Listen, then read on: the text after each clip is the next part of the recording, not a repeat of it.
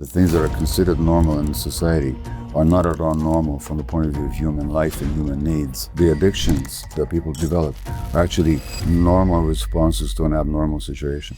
Dr. Maté is a world-renowned physician, best-selling author whose work dives deep into childhood development and the impact of trauma. Dr. Gabor Maté. You go to the average neurologist with symptoms of MS, nobody's going to ask you about your trauma. There's a huge gap between the scientific evidence and how we practice medicine. Why do you think in our modern society, with all the medical and scientific advances, that there's so much suffering when we have more information and knowledge and tools than ever before? Well,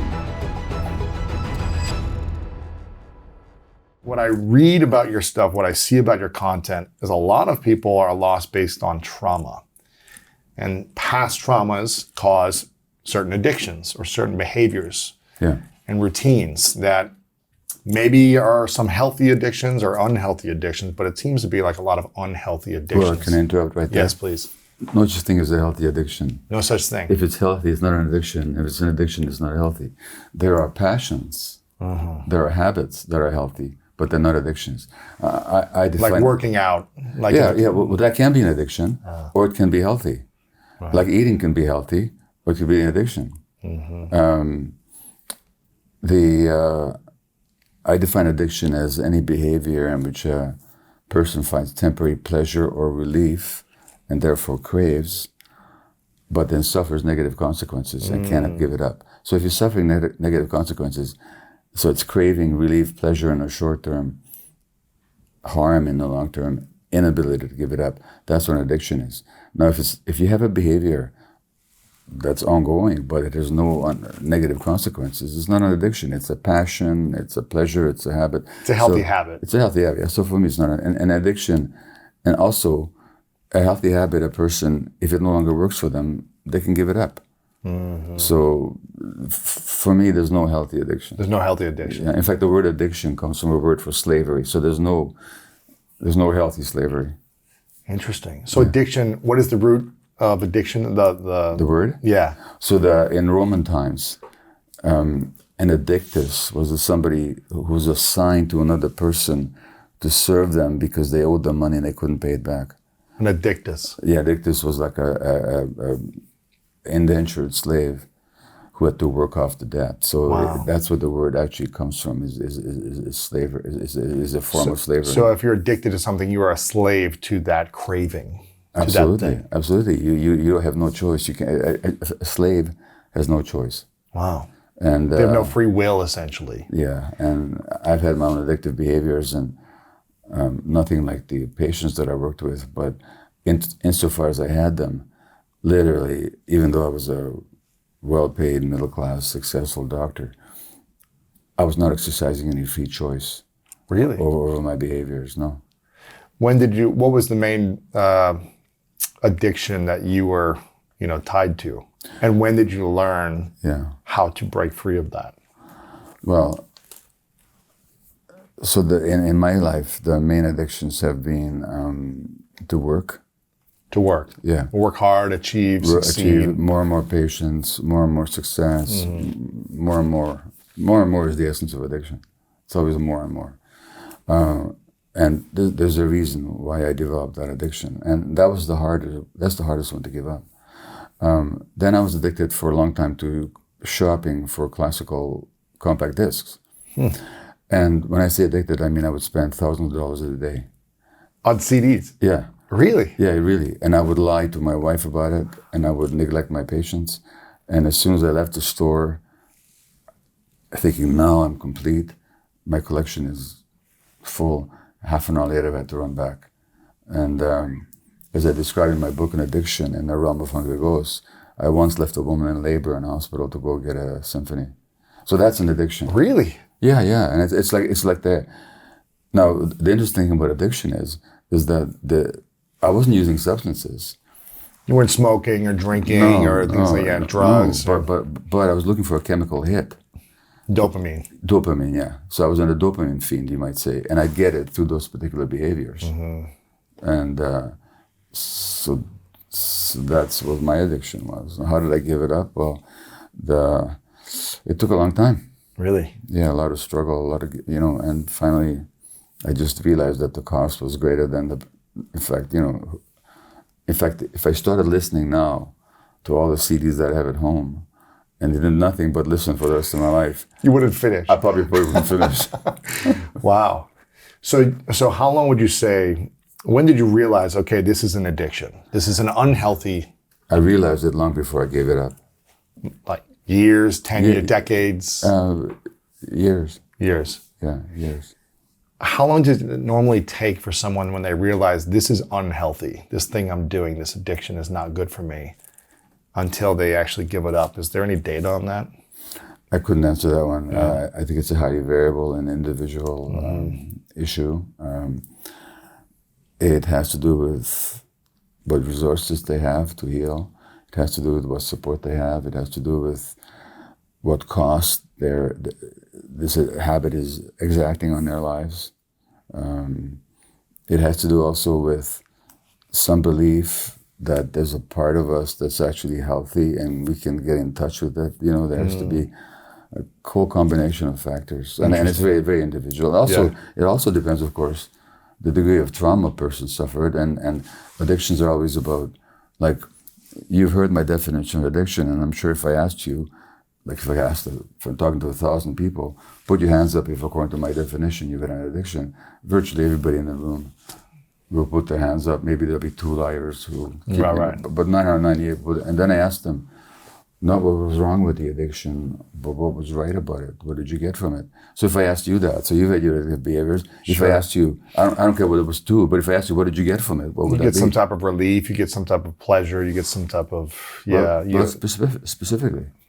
What do you get from it? What do you get from it? What did it give you temporarily? Whatever it was, I don't even care what it was. It's you get escape. Okay, escape, right. Yeah, you're not thinking about the pain or the shame or the insecurity. No, so who needs to escape? Me. No, but I mean, what kind of person needs to escape? Oh, a scared person. Scared person is somebody who's imprisoned, isn't it? Mm-hmm. Somebody who's not free. It's trapped. Yeah, somebody's trapped, exactly. And I know in your book on toxic masculinity, you talk about being trapped. Trapped is the very word you use. Yes. And I felt trapped most of my childhood. That's the whole point. So what I'm saying is that addiction is never a choice, and it's not some kind of genetic disease, which that is total nonsense. What it actually is an attempt to solve a problem in your life. In your case, you were trying to solve the problem of being trapped, which was based on your childhood trauma, which you very publicly talk about. In my case, the workaholism was about trying to prove to myself that I had the right to exist. That I was important. You're worthy of love. That I was worthy of love, exactly, acceptance and all that. No, that also came from my childhood experience. So addiction is never like either a disease as such. It can behave like a disease, but it isn't a disease as such. It's also not a choice anybody makes. It's actually an attempt to solve a deep life problem that was imposed on a person by trauma in every case. Wow. Yeah. Is it possible for someone to heal a deep wound on their own, a trauma from decades past that they've had an addiction to trying to escape from? Is it possible to do it on your own? Or is it really take support? Someone's, a team? What's your thoughts on that? Well, I think very rarely it is possible for an individual. Maybe they have some deep spiritual experience. Maybe they're out there in nature and all of a sudden they're at one with the universe. They feel a presence, they feel connected, yeah. Exactly. So that can happen. It does happen to some people. And they just to choose, I'm going to decide not to do this anymore. Well, they realize they don't need to. Because they're free. They feel free. Interesting. Yeah. Very rare. For most of us, people, beings that walk this earth, it takes a lot of self-awareness. It takes a lot of support, connection, guidance. So I'd say, if you're listening and you've got one of these issues where you're addicted to something in the way that Louis and I are just talking about, don't wait for that miraculous moment. Get the help, because you have a much better chance that way. Yeah. So what would you say is the root cause of all addiction then? Is it feeling a wound? Is it feeling trapped by something that's happened in the past? The being trapped itself is a sign of a wound. So in fact, the word trauma means wound. The Greek origin of the word trauma is a wound. So children who are hurt, but they're not supported, seen, accepted, and helped, they get trapped in a wound. And being trapped in a wound and being trapped in the behaviors to escape from the wound, that's how the trauma shows up in our lives. Interesting. And in our culture and our society. You know, I talk about this in my book as well, about how as a young boy growing up in the Midwest, in Ohio, I didn't see examples of older men or athletes that I aspired to be like talking about their emotions or talking about healing or talking about, I had a trauma, talking about how to, navigate the full range of emotions. It was more, you just get made fun of if you cried. Yeah. You get picked on and called, things you don't want to be called. You're kicked out of the tribe. You're not accepted in the tribe in your, boys group growing up. Yeah. And so I feel like culturally, there's a lot of pain with men and women, obviously, but that it seems to be is causing a lot of the stress in the world right now. It's just this cultural pain. Well, if I may be self-serving, my new book is called The Myth of Normal: Trauma, Illness, and Healing in a Toxic Culture.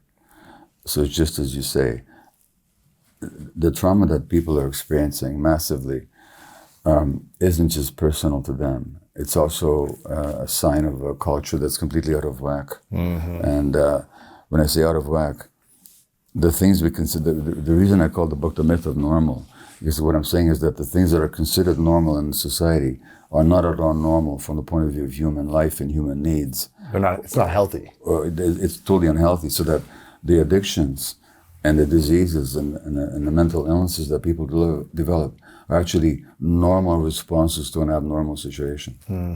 So that whatever addiction you had, or even this mask of rigid masculinity that you tried to adopt for a while until it cracked for you. Right, needing to win, needing to be the best, needing to... But that was a normal response. To survive. To survive, exactly. So that the abnormality wasn't in you, it was in the situation that you're in. That's what I mean by a toxic culture. Yeah. And I know, again, in your book, you talk about these public figures that all of a sudden you realize we're talking about their emotions. Yeah. But that's fairly new. In the last 5-10 years. Yeah, so these days, athletes will talk about their sexual abuse. This didn't happen until 10 years ago, really. And really more 3 to 5 years ago, right? Yeah. And so now why do you feel like people are now starting to open up who are more public figures? Why do you think that's happening? Well, I think what's happened, that the toxicity of the culture, my subtitle is Toxic Culture, and it's got so bad.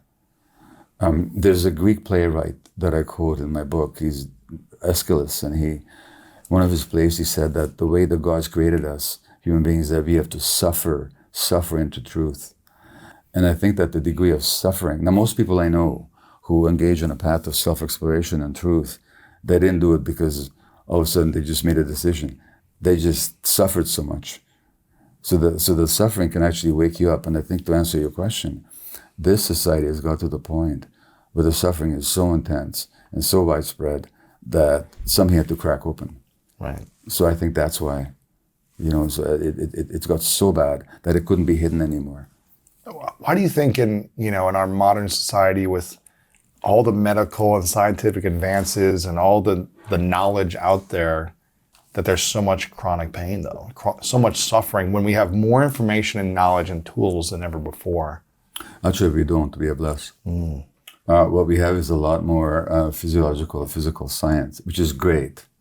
If I needed a heart transplant, I'd be very grateful for modern medicine or a broken bone or anything. But we've forgotten something that human beings have always known. And for example, I write about this friend of mine. His name is Louis Mel Madrona, and he's an American physician. He's Lakota background. Okay. And he told me that, and he's just like me. He's full of respect for Western medicine. I was trained in it. He was trained in it. We also see what's missing. And he said that in his tradition, when somebody gets sick, the whole community gathers and thanks the person and says, "You're carrying some dysfunction in our whole culture.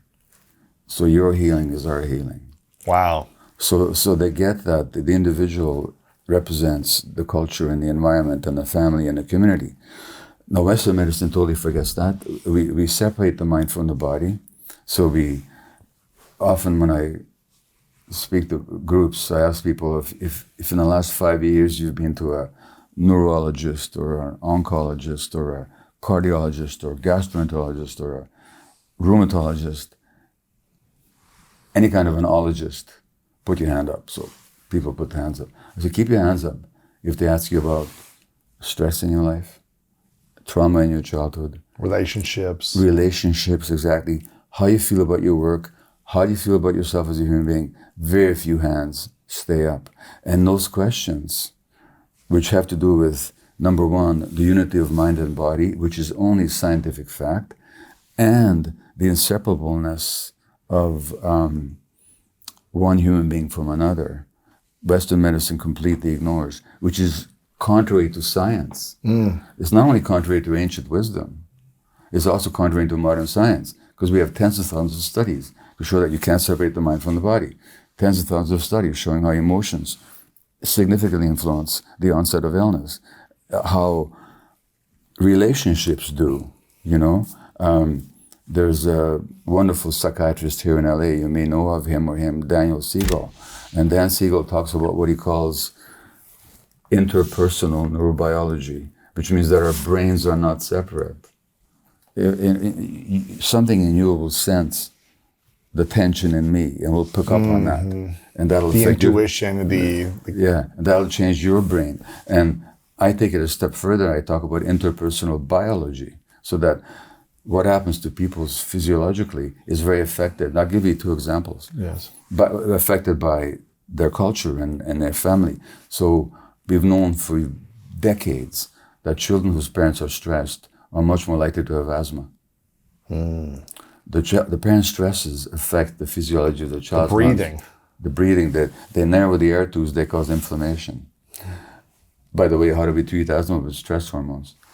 Adrenaline and cortisol. You know, we know American black women, the more experiences of racism that you have to endure, the greater the risk for asthma. Really? We know that men who were sexually abused in childhood, the risk of heart disease triples. I could go on. Women who suffer symptoms of PTSD severely, the risk of ovarian cancer doubles. Why? Because you can't separate the emotions from the body. It's one unit, scientifically speaking, not just from the point of view of indigenous wisdom, but on modern science.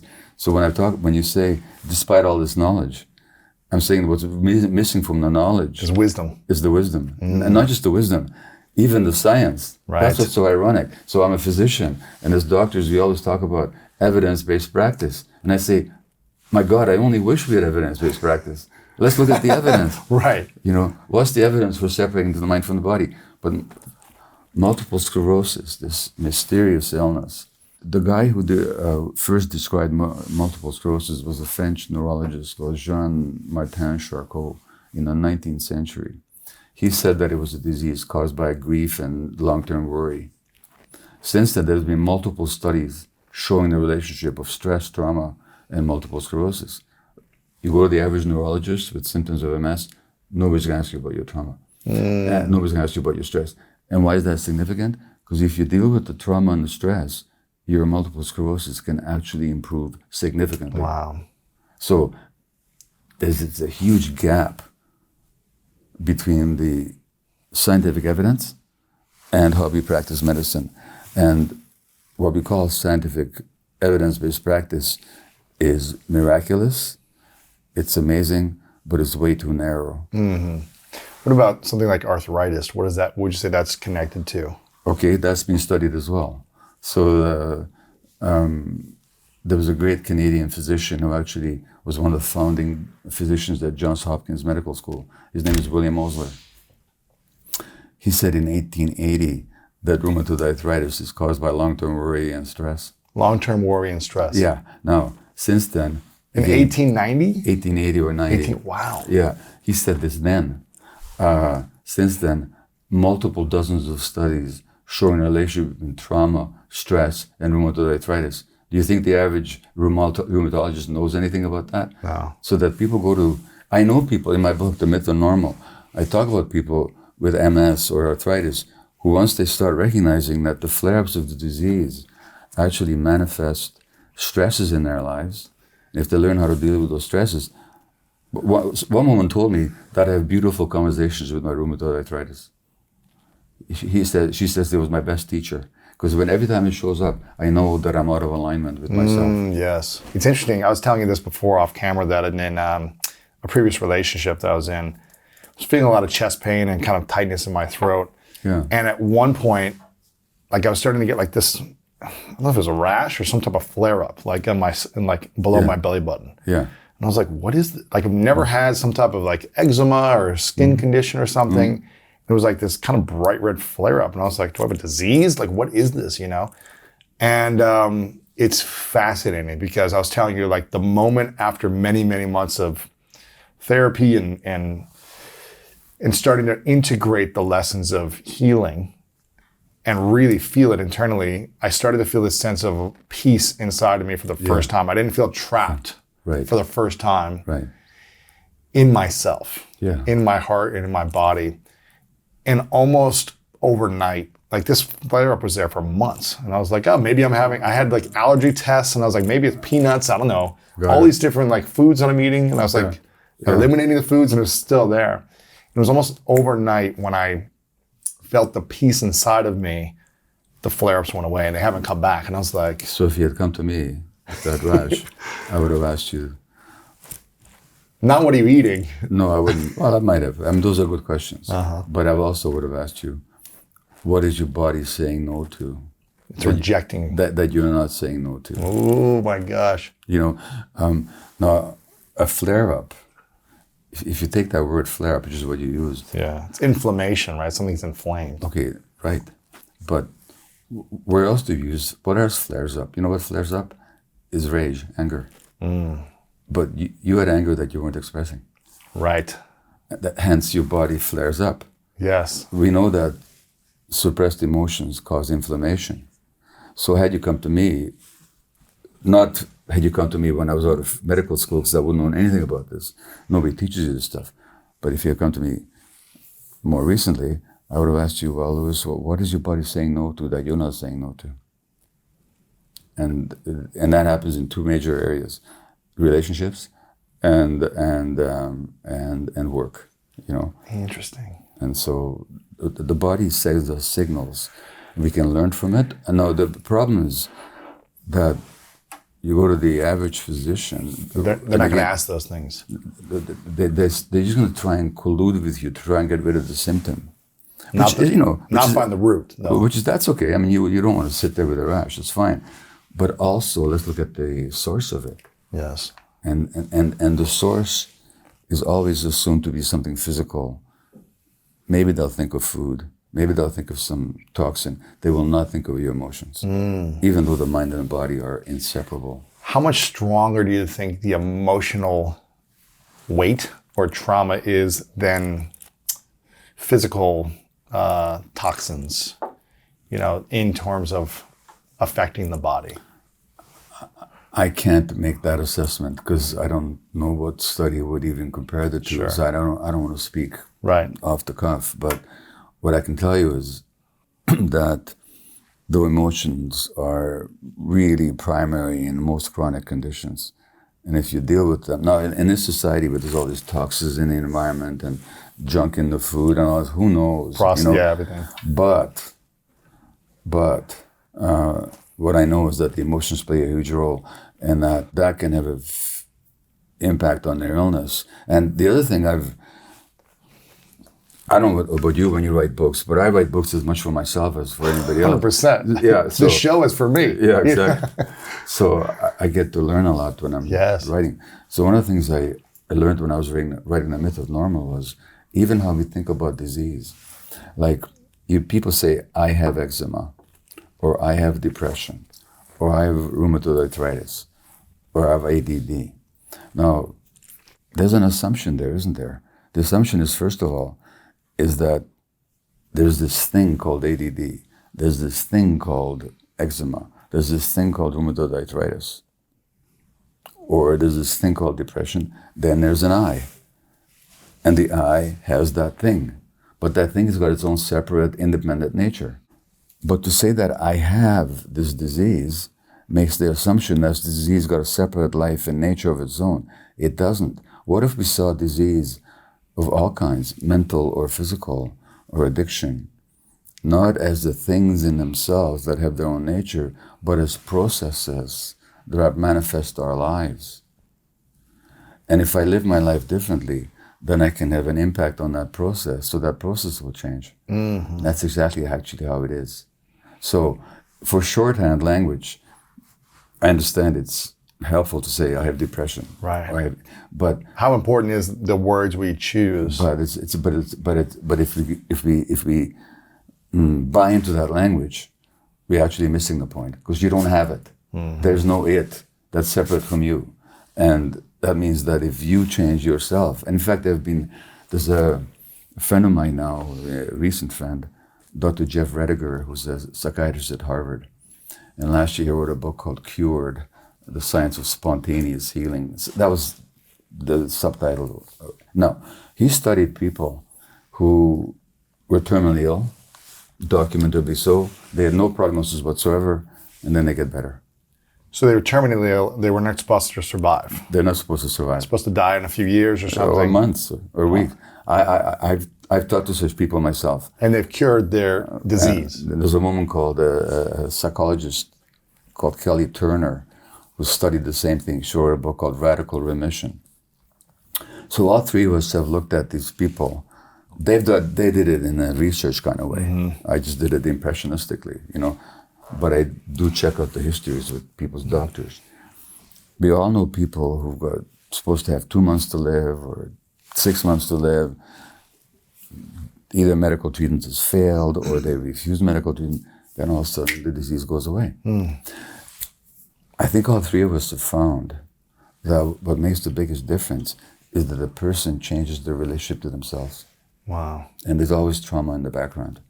Now, Jeff and Kelly have documented people, they go on diets, they take supplements, they start meditating. They go into nature, They go into nature, the whole thing. All those things are great. Yeah, and I think I think Jeff and I agree, and I think Kelly would probably agree as well, that the biggest shift is in one's relationship with oneself. In other words, the life changes, the process changes.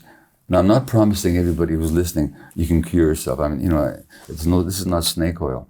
I'm just talking about the importance of recognizing the impact of emotions and one's relationship to oneself on one's physiology. Yes. That's all I'm talking about. There's an external environment and then there's an internal environment, our emotional environment that is connected to I'm assuming our nervous system, our heart, our brain, the whole body and everything. And if our emotional environment is sick, then we're probably going to be physically sick as well. Well, that's what your story actually illustrates, isn't it? Mm-hmm. As soon as you create an internal environment, your physical issues abate. Mm-hmm. By the way, speaking of, I just noticed I'm getting too excited here. This is my passion. I mean, I just could go on about this forever, but I'm also noticing probably I'm getting a bit too heated here, and you're getting warm. I don't physically so much. I just noticed I need to calm down a bit. I don't want to talk too fast. No, I like it. Okay. This is exciting for me. Yeah. Well, I just feel like this is what you were just saying. Yeah. Emotional repression is a major cause of physical illness. It may not be the only cause. There's other factors, but what we suppress usually comes to the surface in some way. Is that correct? That's the whole point. And most of us, I'll speak for myself, I wasn't taught. And I think most of us are not taught on how to express the emotional traumas, the emotional pains, fears, insecurities, shames, guilt. We're not taught the skills. It's one of the reasons why I started the School of Greatness, because I was like, I wish I would have learned these skills in school. Yeah. Most people's parents are messed up in some way or have some issues and they aren't taught this. And so I grew up in a household that was very stressful and chaotic, and there wasn't stability. So did my kids, by the way. Right. And you're like the guy, right? But I wasn't the guy then. You weren't the guy then. Yeah. So your kids had some traumas that they had to face because of you and their parents. It's not even a matter of skills learning. It's deeper than that. Because you don't have to teach any one-day-old baby how to express their emotions, do you? No. If they're sad, lonely, do you hear about it? If they're hungry or uncomfortable, do you hear about it? Of course you do. There's nothing to teach. You have to allow it. And you have to give space for it. And you have to hear it and respond to it. The problem with most parents is not that they don't teach their kids these skills, is that how they really live their lives because of their own traumas and because of the stresses in the society. They actually discourage kids. Don't cry. Stop crying. Yeah, from what's natural. Suck it up. Well, look. Don't do this. Don't do that, right? Well, there's a very famous Canadian psychologist. I don't know if he's been on your program, but he says that an angry child should be made to sit by themselves until they come back to normal. Interesting. In other words, anger in a 2-year-old is not normal. And we have to socialize it out of them. Now, interesting. There's nothing more natural than an angry 2-year-old. There's nothing more natural than an angry 2-year-old. They get frustrated, you know. Right. They want a cookie. They get a cookie before they don't get what they want. Yeah, they want a cookie. You know, they want a cookie before dinner. And if you're a good parent, you're not going to give them a cookie before dinner. Right. So when does someone learn how to not express anger every 10 minutes, though? Well, here's the point. If that 2-year-old then starts screaming or throwing a tantrum, or getting angry, if you say time out and you're not going to be with them,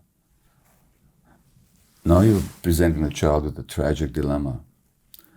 I can have my authentic emotion, or I can have my relationship with my parent on whom my life depends. So I can be authentic, or I can be attached in a relationship, but I can't have both. Interesting. Now, children, because if I'm not authentic, or if I'm authentic, then I'm going to be alone. Exactly. I'm going to be on timeout or whatever, punished. And to the child, the timeout is life-threatening. Because you might be alone forever, right? It's like the child doesn't know that, you see. Yeah. So basically, you're threatening the child with depriving them of their greatest need, which is the connection with you. Yeah, love. Yeah, the love, yeah. Now... But isn't there a point, though, if you're a 21-year-old man now and you're, screaming every 10 minutes because you don't get the cookie? But that's not the answer. Right. The answer is when they're screaming, to pick them up. You're angry at daddy, aren't you? You really wish you had that cookie. Yeah. Oh, I get it. And then the child relaxes and the anger moves through them. And you know what they learn? That anger is just something that moves through you. You can let go of it. If you don't see the child, don't accept the child's emotion, they're going to have to repress it. You have to stuff it. What's another word for stuffing? It's pushing down. Trap it, yeah. Well, pushing down. What's another word for pushing down? Depressing. Where does depression come from? It's not this disease. Depression comes from having had to push down your emotions. Wow. Literally, you had to push down your emotions. In other words, why did you have to push down your emotions? To stay connected to your parents. In other words, it was a coping mechanism. And what I'm saying is that a lot of illness, whether of the mind or the body or both, comes from coping mechanisms.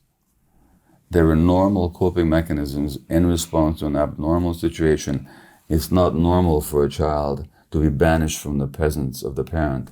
If you look at indigenous people, they carry their kids everywhere.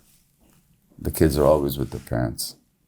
And the Pilgrims, when they arrived in North America, they were very upset with how the natives reared their children. You know why? Because the indigenous people did not hit their kids. They didn't hit their kids. They didn't hit their kids. And the Christians couldn't understand this. Why they didn't, create obedience with them, right? Yeah. And, so what do?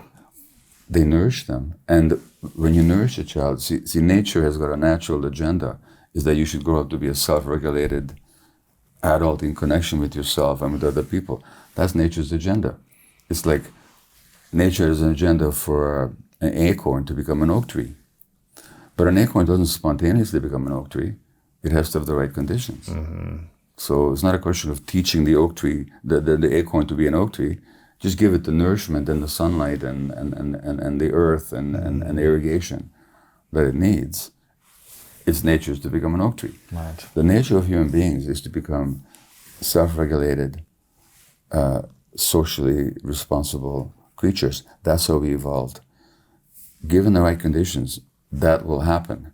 So it's not a question of teaching all these things. Yeah, there's some teaching involved. Mostly it's the question of meeting children's needs, giving them the right conditions, and then they will develop self-regulation. Mm-hmm. They learn it because you're self-regulated, so they're watching you. You're not reactive and explosive You're not reactive, and screaming. You realize, oh, I'm angry. Okay, I'm angry. But you're not screaming at the kid. So in the right environment, these traits spontaneously evolve or develop in a human being. So our society is always about how do we teach these skills and no skills.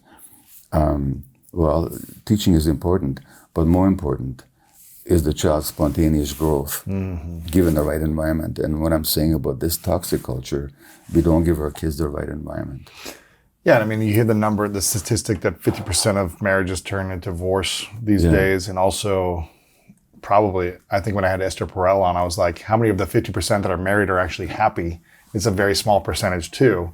Well, and so I've had a marriage that we've had a lot of unhappiness. We've been married 53 years now. 53? Yeah, we're very happy together. Now you are. But it took us a lot of work, a lot of commitment. But here's what I want to say.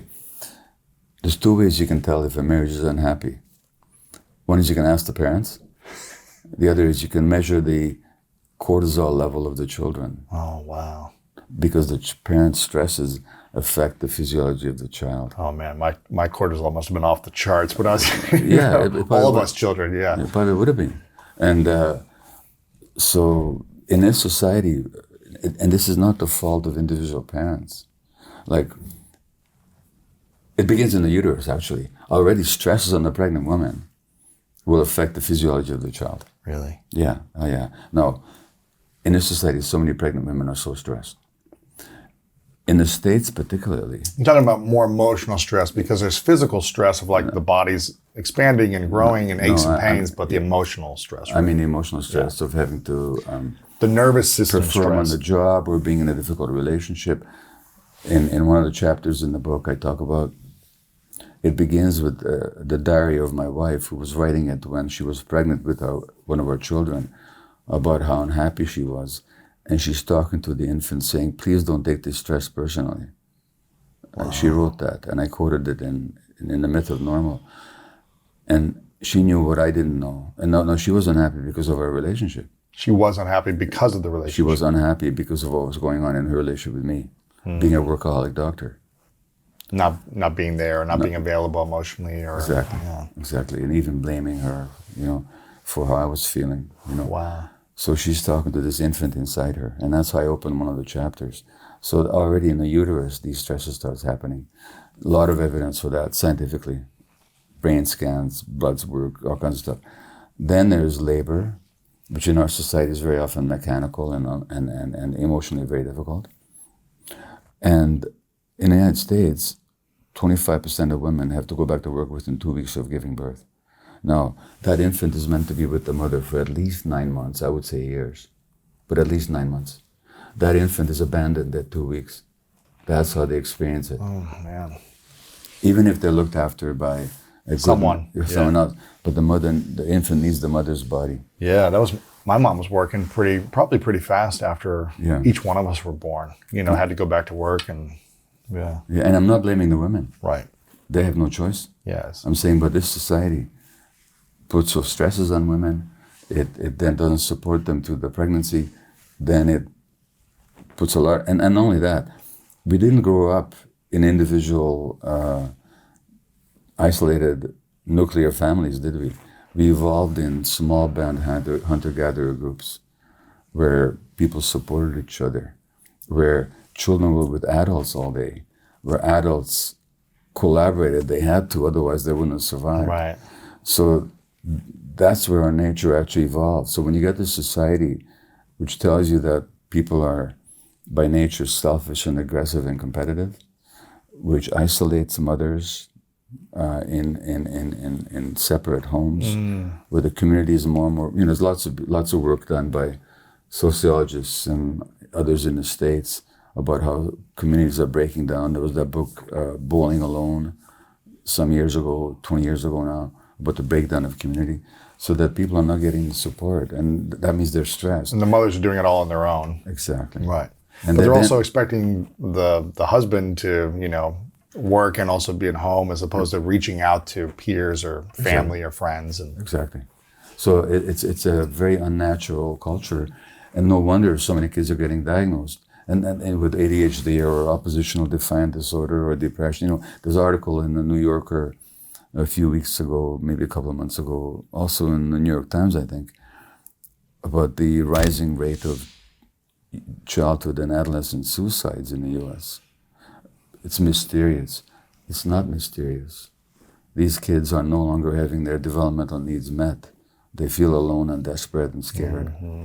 And the drug use is on the rise, Yeah, and all that kind of addiction and That's right. suicide. There's nothing mysterious about it if you look at the cultural setting. It's only mysterious if we think we're dealing with isolated mental health issues or isolated physiological issues. But when you see the connections, nothing mysterious. So what are the main, mental health? Are they diseases, or are they not considered a disease? Like depression, ADD, ADHD. What are the main mental health symptoms out in the world right now, would you say? Yeah, so depression and anxiety are fast growing, and they're major challenges. More and more kids are being diagnosed with ADHD. More and more kids are being diagnosed with something called oppositional defiant disorder, which What is that? that's when the kid is defiant and oppositional, and goes against adult values and adult expectations. Yeah. But we think there's something wrong with the kid instead of looking at the context of what makes the kids The environment. Now, are these diseases? Well, you can talk about them as diseases to some degree, and certainly, I've had depression and I've taken medication for it in my 40s, and it really made a difference for me. You might call it a disease, but actually, that's a shallow way of looking at it. Because actually, what does it go back to? It goes back to being a 1-year-old infant, or being a 3-month-old infant. In the book, The Myth of Normal, the first chapter has a painting in it. The painting is by my wife, based on a photograph of me and my mother. This is Budapest, Hungary, 1944, and I'm 3 months of age. And my mother in the photograph is wearing a yellow star that Jews had to wear. My father was away in forced labor, and within 2 months, her parents would be killed in Auschwitz. That was my first year of life. Oh my gosh. And the look on my face is full of terror. I was absorbing my mother's fear and my mother's anxiety. Because she had terror in her face, and you're mimicking and She had it in her body. body. You're connected to her, I'm totally feeding 10 times a day, Exactly. and you're feeling the stress. Exactly. There's probably now no calm in her. There's no calm there. But she's already so stressed, and she's just trying to make sure that we survive. She's not there to really receive my feelings. And then when I'm a year old, or 11 months old, she hands me to a complete stranger in the street to save my life, because she didn't think where we're staying I would survive for a day, and probably I wouldn't have. Wow. So I didn't see her for 6 weeks, 5 or 6 weeks. Man. And And you're one? I was one then, yeah. Oh my gosh. And now, what could I do as a 1-year-old? I could do 2 things. Or as an infant going through all that. First of all, how do I deal with all that stress? I tune out. I become absent-minded as an adaptive mechanism. It's a coping mechanism. Exactly. 55 years later, I'm diagnosed with ADHD, which is characterized by tuning out. Is it a disease? The heck it's a disease. It started as a coping mechanism. I'm also diagnosed with depression. Why? Because in that environment, I had to push my feelings down in order to not to burden my mother, who was already burdened enough. Create more peace and more, yeah. So I took that on. So I pushed down my feelings. I depressed my feelings. Then I have this depression. So are they diseases? Well, you can talk about them that way, but I say they began as coping mechanisms. And I'll tell you another story. I'm 78 now, so 6-7 years ago, I'm in San Francisco with a therapist. and I've taken mushrooms. She works with mushrooms, and I've worked with psychedelics, and it's one of the things I write about. But this time I'm the patient, I'm the client. And I'm lying there on the mat under the influence of the psilocybin. And I know exactly who I am. I'm 71 years old. I'm a medical doctor, I'm a writer, I'm a speaker. I'm married to my wife Ray. This is a therapist, so I'm not like hallucinating. I know exactly where I am. But at the same time, I'm experiencing myself as a 1-year-old infant. My goodness. And this therapist is my mom. And I start crying and I say, I'm so sorry I've made your life so difficult. Wow. Now, that's my 1-year-old self. All of a sudden, under the influence, speaking up. I took it on that early, that I'm responsible.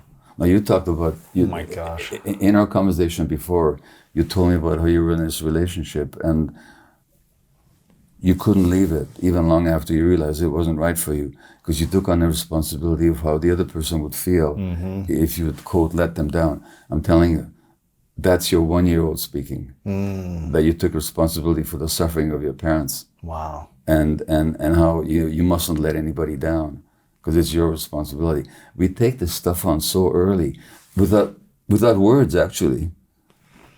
They just become ingrained, and then we live our lives out of it until something happens, as it did for you. Your body rebelled. You have a breakdown or something happens, right? Yeah. And you're like, you either keep breaking down or you wakes you up and say, okay, why is this happening? Exactly. What is off? What is out of alignment? What is, where am I out of integrity? Whatever it might be. Exactly. And I feel the challenge is, I was like, I want to end this suffering. I've repeated this pattern many times. I'm sick and tired of this suffering. Yeah. I'll do whatever. Yeah. I think for me, I was like, I've felt enough of this. I don't want it anymore. But it took so much courage to face these things for me. And I know other people have deeper traumas or different traumas, and it just seems so challenging for people. I wouldn't go there. I would not compare your trauma with anybody else's. Well, we all have our unique traumas, right? Different experiences that we face. That's right. Why is it so challenging for people to face it and start addressing it? I was telling you, I've been doing pretty intensive therapy for about 1.5 years now, every 2 weeks. Yeah. Not because I feel like something's wrong with me anymore, that I'm stressed more, but because I want to maintain a level of peace. Yeah. And I want to continue to maintain peace. Good for you. So once I realized and started healing, I didn't say I'm good. Yeah. I was like, I want to go to the next level of peace, love, an environment of beauty inside of my emotions. But why is it so hard for so many people to face it and actually speak the shame, guilt, insecurity, imperfection about them? Well, I think in your own work, you've touched upon very accurately on the why it's so difficult. For one thing, if you just the words that you just used, peace and love and connection, if you had played that to your 20-year-old self, how would he have responded? He'd been like, suck it up, or he'd been like, what are you talking about? You're fine. Like, don't be a little wuss, or, just work harder, you know. Yeah, but where would that have come from? I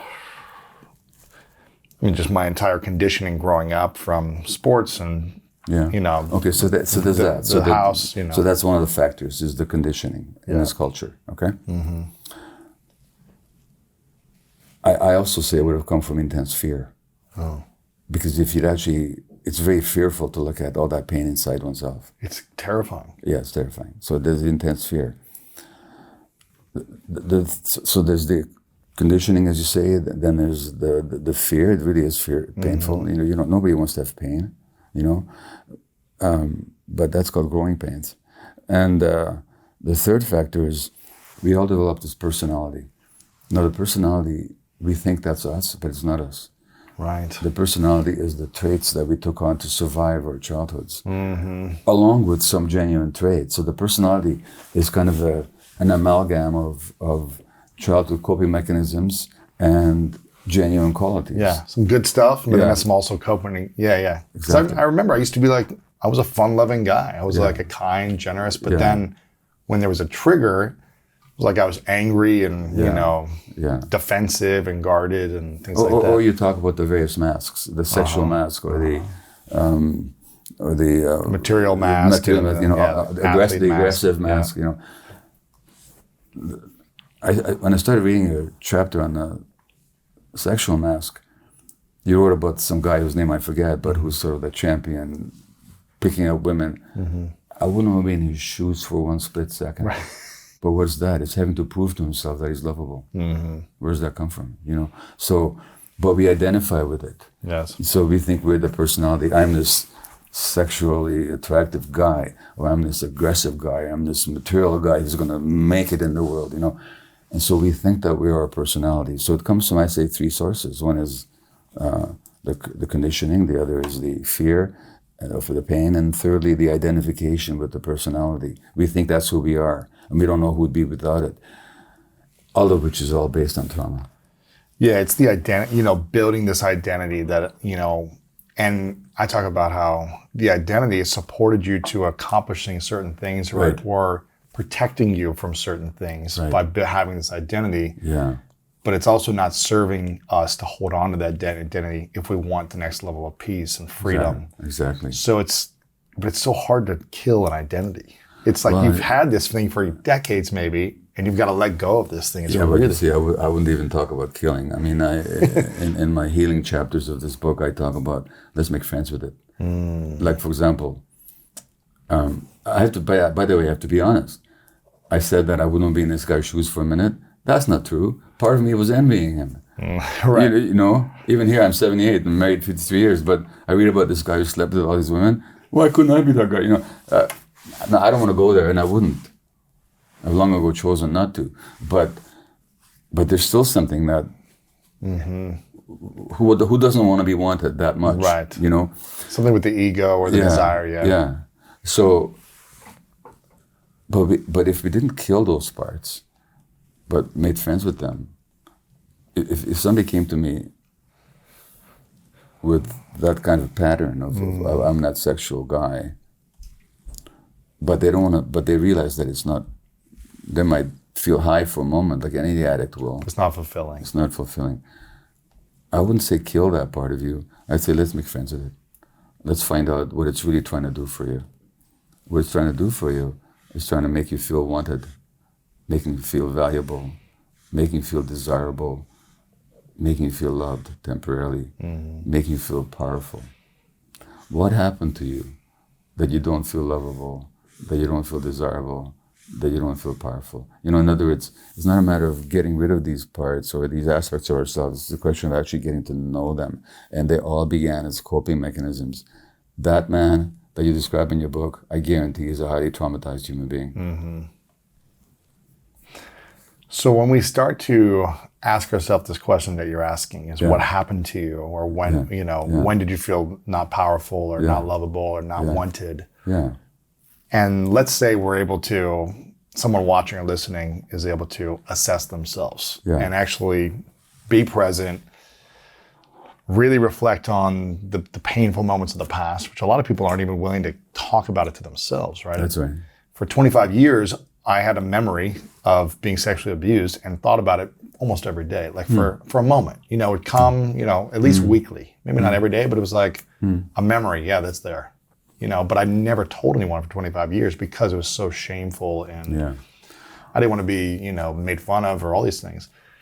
And so if someone's able to self-assess and say, okay, I had this pain, this trauma, I felt not powerful or whatever it might be, what's the next step for them once they start to journal about it and be aware of it? And they're like, I really want to heal. What would be that next step in the process? Well, I mean, it's not that I can prescribe what Sure. what it should be for everybody, and there's many different ways of working. But one of the things I would address, first of all, is the shame. Like, one of the impacts of trauma is shame.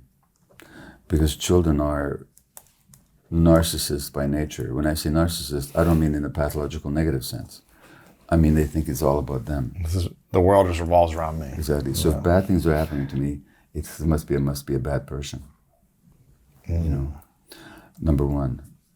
Number two, I didn't fight back. I couldn't defend myself. And so that makes me weak, and so I'm ashamed of that. Now, actually, when you look at it, the not fighting back is nature's coping mechanism. Part of your nervous system just freezes, because if you fought back, what would happen? Just depends what age you are. And No, but as a young child, if you fight back on against the sexual abuser, oh right, what would happen to you? who knows? I mean, Yeah. could have been even worse. And were you in a position to run? No, No. I was Okay. trapped in a bathroom. So yeah. the part of your nervous system that would have you fight or run away gets inactivated. It's protecting yourself. You're protecting yourself. And the part of the nervous system that freezes you, you just be still and you get through this. Wait till it passes. Yeah, that takes over. So it's actually what you're ashamed about is actually the brilliance of your nervous system that protected you. But you're beating yourself up in retrospect, saying, I should have ran, I should have fought back, I should have done Exactly. That's the first point. this. Man, The second point is, if I can ask you, how old were you when this happened to you? 5. And how long did it go on for? it's probably 10, 15 minutes, yeah. No, but it was only one time? One time. Okay. Yeah. Who did you speak to about it? No one. Okay. Now, you don't have kids yet. No. But if you did have a child 5 years old, and this happened to, who would you want them to speak to? Me? Yeah. Now, if you found out that this happened to your child, and your child never told you, how would you explain that? How would I explain it to... How would you explain to yourself why my child is not talking to me about this terrible thing that happened?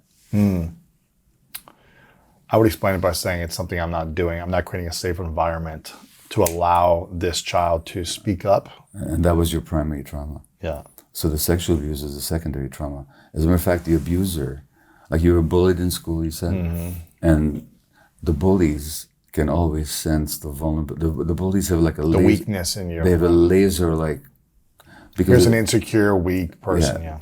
Which, by the way, speaks to their own trauma. Right. But they have laser like the physicians who abuse their patients, the spiritual leaders who do that to their followers. They see a weakness. They laser like they sense it, and that's who they pick on. And the bullies do the same thing. Now that weakness, as we call it, comes from not having the solid support and protection and confidence and security in your family of origin. So that's the primary trauma. Right. That's the first thing that happened. Yeah, I mean, that's the case for sure. So to answer your question, then, if somebody comes to me with those issues, well, first of all, if somebody realizes those things, I'd say, don't try and do this on your own. It's so hard. Talk to somebody. It's so hard. Yeah. Well, look, people with addictions, at least they have the 12-step groups where they can actually talk about it, and people ideally will not judge them. You know, It's a safe space to... this space.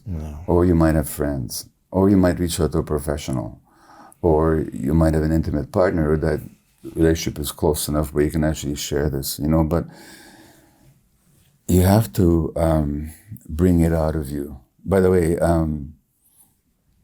that just reminds me, this is one of the ancient gospels written around the same time as the other gospels, is the Gospel of Thomas, in which Jesus says that what you shall bring out of you will save you. Ooh. And what you don't bring out of yourself will doom you. He says something like that. Right. He was a supreme psychologist. Wow. And so you got to bring it out. Yeah, what you suppress becomes more depressed, right? It's like... Exactly. Yeah. So it's got to start with that somewhere. You've got to bring it out. And if someone has a... What if they say, well, it wasn't that big of a deal. This thing that happened back in the day, I was a kid and it only happened a few times, whether it's sexual abuse or someone screaming at you or you were neglected or put in the corner, you know. I hear that all the time. It wasn't that big of a deal. I hear that all the time. Gabor, come on. Okay. I shouldn't be that concerned about it. Yeah. It was 5. Who cares? You know, it was like, Okay. what do we... Okay, then that's a very simple way to answer that. Then why are we so messed up right now? No, not at all. If a 5-year-old kid came to you and you were the uncle, Uncle Louis, this guy did such and such to me, and I'm really scared and hurt, would you say to them, oh, no big deal? No. Think of all the other kids that worse things have happened to. Right. Would you say that? Why wouldn't you say that? Because I'd want to be there for my nephew and make sure he felt supported and seen and loved. And what would be the impact if you did say that? I feel like it'd probably affect him for a long time. If that was a pattern of, that was the response that he got. But you see, that's what you're saying to yourself. Right. When you say that it's no big deal, you're saying to the 5-year-old that was hurt, it doesn't matter. In other words, there's no self-compassion there. Right. What is, like what you would never say to anybody else, you're saying to yourself. And one of the impacts of trauma is lack of self-compassion. And again, if I may mention my book, The Myth of Normal, I talk about that, about how this idea of self-compassion, and I see it all the time. And so when somebody says to me, oh, no big deal, I say, okay, take any other child in your position, plug them into that situation, and tell them it's no big deal. And of course, I wouldn't. But people do. They do say these things to their kids or to their nephews or nieces. They're saying like, you'll be all right, And I think it's because they don't have the emotional courage to handle the wide range of emotions, because they probably suppress the emotions themselves. That's the whole point. Right. Is that they're not comfortable with the child's pain. Someone crying, they're like, I can't handle it. Right? They can't handle it. Yeah. My dad used to be like, stop crying. Just stop. There was no like hugging and like. He had a lot of love and affection in other ways, but he couldn't handle the crying and the emotions. Scream. Yeah, the emotions. Well, in the book, I talk about the essential needs of children, and one of them is that they're given the freedom to feel all their emotions, particularly sadness and grief and pain, also joy and everything else. But I don't know if you're comfortable talking about this, but what do you know about your dad's childhood? Oh man, it was messed up too. Yeah. So this goes on from generation. Yeah. So, and I feel like a lot of people listening or watching this can relate and say, I don't think anyone's like, I had the perfect parents, right? There's some that maybe said, man, I had a great childhood and my parents did amazing. But I would say probably a majority of people had something where they didn't feel emotionally seen or accepted by their parents, or some type of challenge. And they probably would all say, well, their parents, had struggle from the war, or from this, or from the Depression, and their parents suffered, and it was all about survival. It wasn't about thriving. Yeah. So how do we break, I guess, the generational trauma? Yeah. And not let it pass down to our children? So not being seen is a major source of trauma. Just not being seen in general. Just not being seen for who you are. Not being accepted for your authentic self.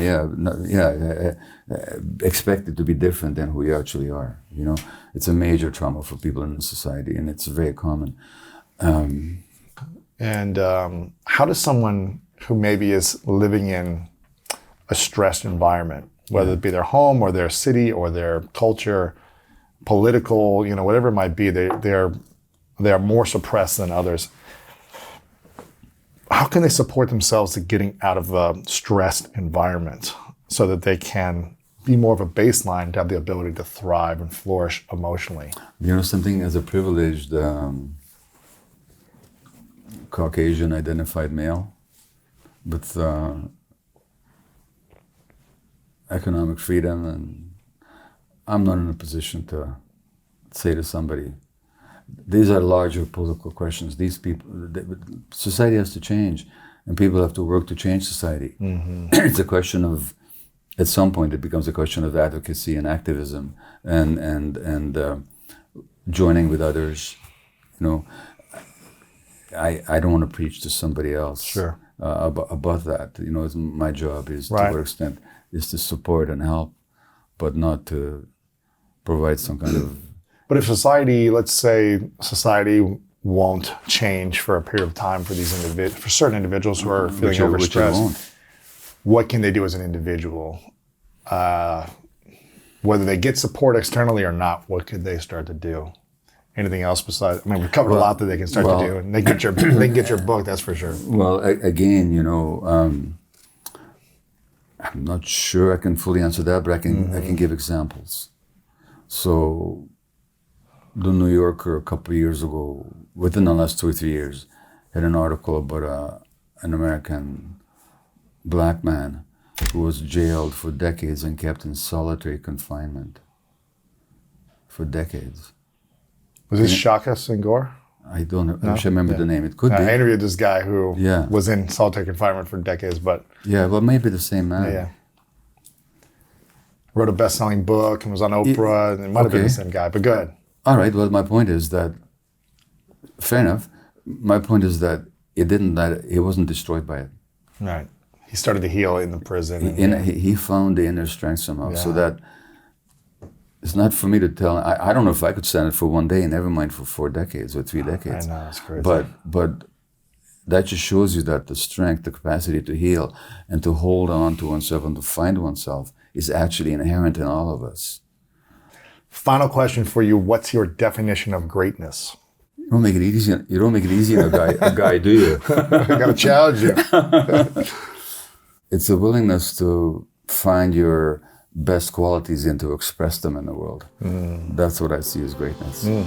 Free because I've forgiven myself for staying too long in relationships. Right. For, I'm right? guilty of that. Right? But so if you choose to forgive, you release what you're caring about the other person, but it gives you an opportunity to kind of release what you're caring about yourself.